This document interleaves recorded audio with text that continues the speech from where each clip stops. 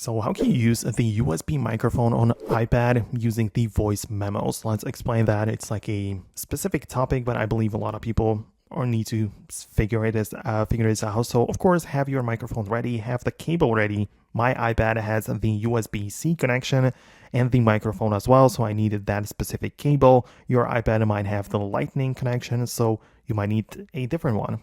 Okay, but once you figure out the connection, you can just connect it to the iPad. If there is like a light on the microphone, pay attention to it if it lights up to indicate the proper connection. And then you need to check out the settings page of your iPad and go to the sounds section. In there, we have the input. So it's ideal that you select it not to be automatic, but specifically pick the external microphone.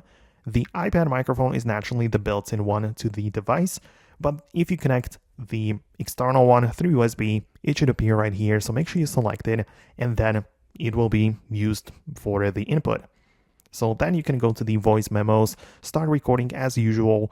I would recommend you to perform a little test where you can see the wavelengths of the sound, and you can just make sure the microphone is connected. Just tap on the microphone to see if it gets recognized by that, to make sure that you are not using iPad microphone, but specifically the one from your external one. So that's how I would do it personally.